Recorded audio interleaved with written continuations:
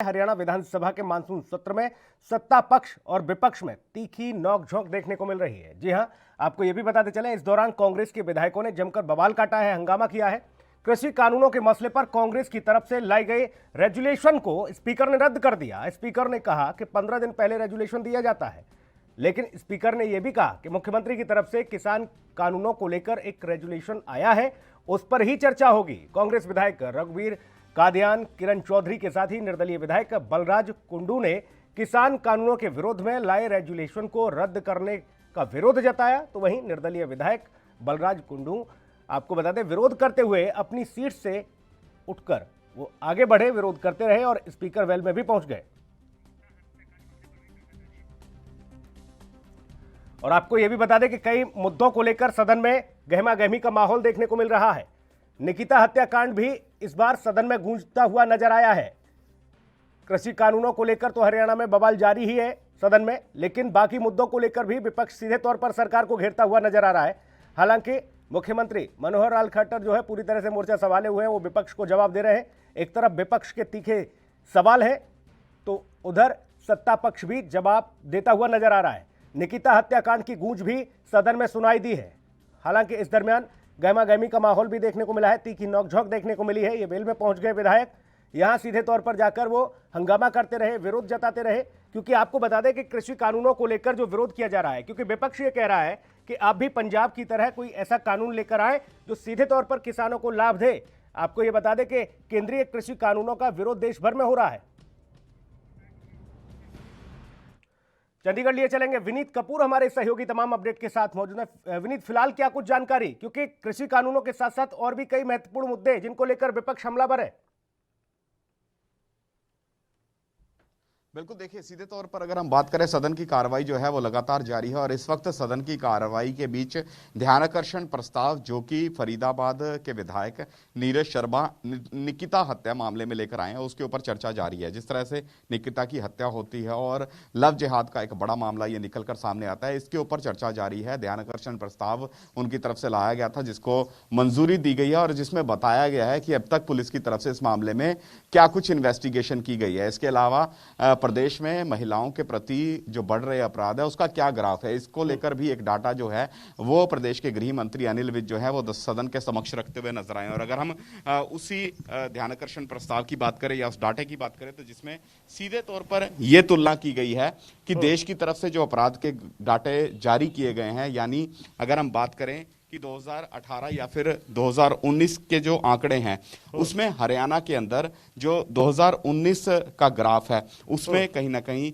जो महिलाओं के प्रति अपराध बढ़ रहे हैं उनका यहां पर जिक्र किया गया है कि आखिर ये क्या कितने अपराध हैं और अब तक इन अपराधों को लेकर पुलिस किस तरह की कार्रवाई जो है वो करती हुई नजर आई है। यहां पर सीधे तौर पर यह बताया गया है कि 2000 अगर हम 18 की बात करें तो 14,326 मामले जो हैं वो सरकार की तरफ से दर्ज किए गए थे। ये मामले वो हैं जिसमें महिलाओं के प्रति अपराध की घटनाएं जो हैं वो निकलकर सामने आई थी। इसके अलावा 2019 की बात करें तो 14,683 मामले जो हैं वो निकलकर सामने आए, यानी 2019 में 2018 के बनिस्पत 357 नए मामले सामने आए हैं, जिसमें कहीं ना कहीं महिलाओं के प्रति अपराध में इजाफा होता नजर आया। 2.49% रेशो से महिलाओं के प्रति अपराध जो है वो उसमें इजाफा होता नजर आया। और अगर हम ओवरऑल बात करें तो जिस तरह से इस निकिता हत्या मामले की बात करें, इसमें कहा गया कि दोनों के दोनों जो आरोपी हैं उनको गिरफ्तार कर लिया गया है। इस मामले में चार्जशीट जो है वो भी पुलिस तैयार कर चुकी है, जिसको किसी भी क्षण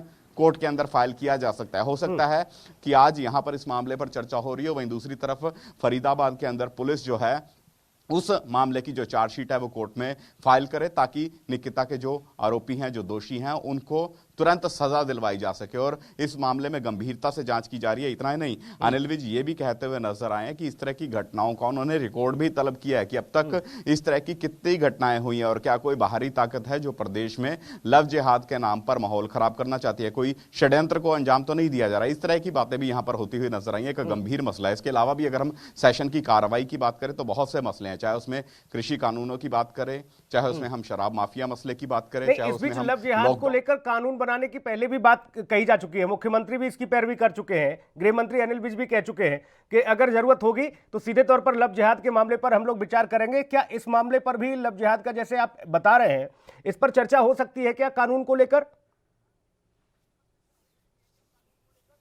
बिल्कुल, देखिए इसका यहां पर जिक्र किया गया और जिस तरह से अगर हम अनिल विज के विधानसभा सेशन के अंदर दिए बयान की बात करें तो उन्होंने स्पष्ट तौर पर कहा है कि हरियाणा में सनसनीखेज मामलों की उचित और त्वरित जांच और परीक्षण सुनिश्चित करने के लिए सरकार के द्वारा 2019 में चिन्हित अपराध नामक योजना लागू की गई है। वर्तमान मामलों में चिन्हित अपराध की सूची में शामिल रखा गया है और इस प्रकार के मामलों में सरकार द्वारा शीघ्र परीक्षण के लिए निगरानी रखी जाएगी। और कानून का भी यहां पर जिक्र किया जा रहा है कि अगर लगा कि लव जिहाद का मामला है, अगर लगा कि इस तरह के मामले हरियाणा में लगातार बढ़ते नजर आ रहे हैं और पहले भी इस तरह के मामलों को अंजाम दिया गया और एक ये अंतर्राष्ट्रीय साजिश है कि देश का माहौल जो है वो इससे खराब हो सके, तो फिर कहीं ना कहीं कानून भी बनाया जा सकता है। इस तरह की बात भी यहां पर कही गई है। हालांकि आज प्रॉपर जानकारी दी गई है कि किस तरह से ये घटना घटित हुई थी, अब तक इस घटना में पुलिस की तरफ से क्या कार्रवाई की गई है, अब तक कौन कौन जो है वो इस मामले में पकड़े गए हैं, क्या चार्जशीट के अंदर निकलकर सामने आएगा, ये तो फरीदाबाद पुलिस बता पाएगी। लेकिन हाँ,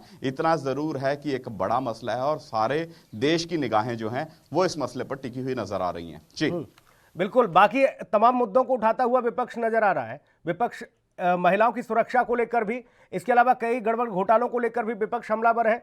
पूछा जा रहा है सीधे तौर पर उनके लिए क्या कुछ व्यवस्थाएं हो रही हैं, गड़बड़ घोटालों की जांच किस तरह से हो रही है, इसको लेकर भी हंगामा जारी है। विनीत,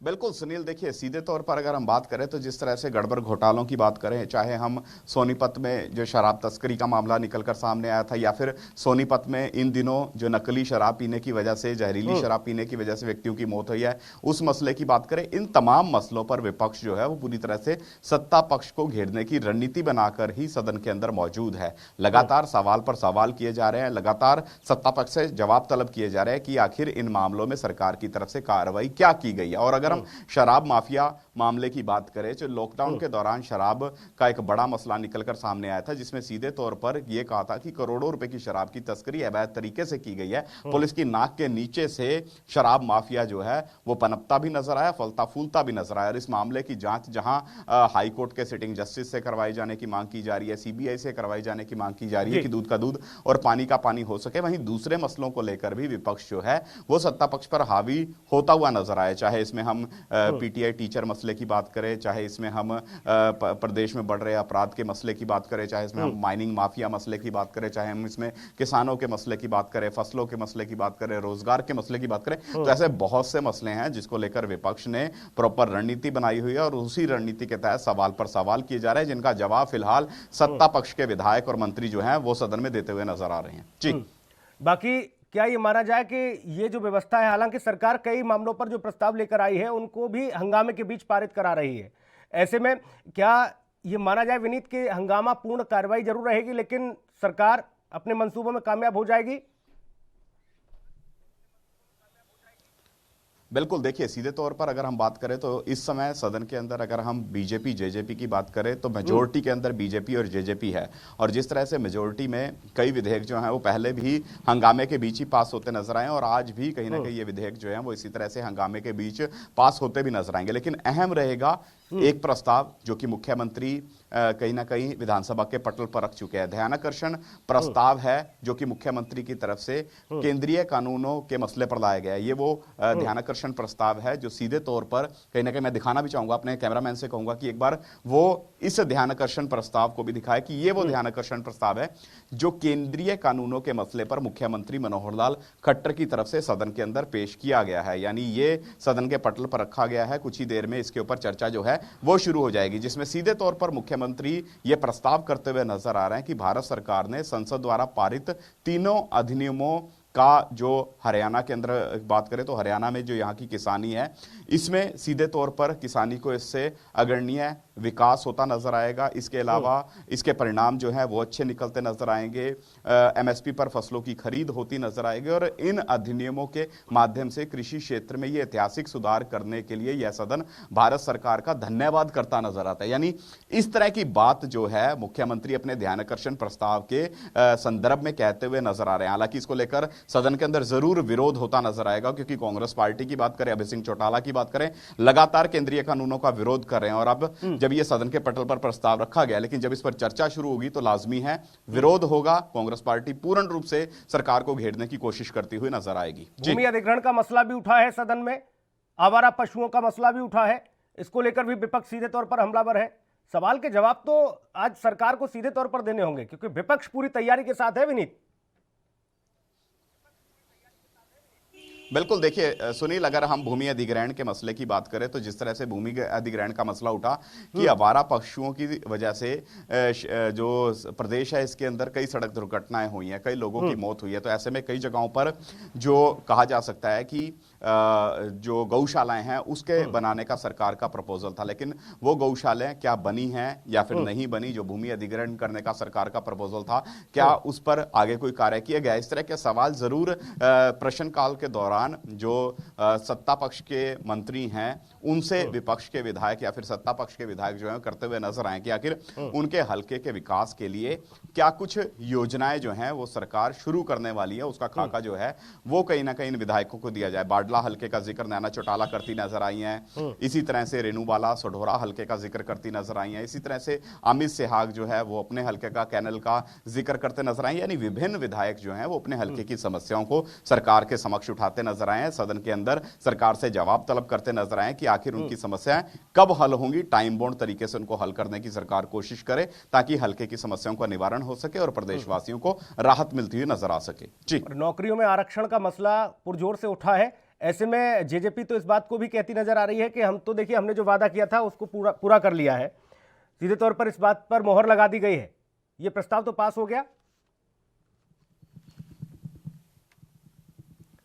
विनीत, आवाज मिल रही है आपको? लगता है विनीत तक आवाज नहीं पहुंच पा रही है। दोबारा संपर्क करने की कोशिश करेंगे।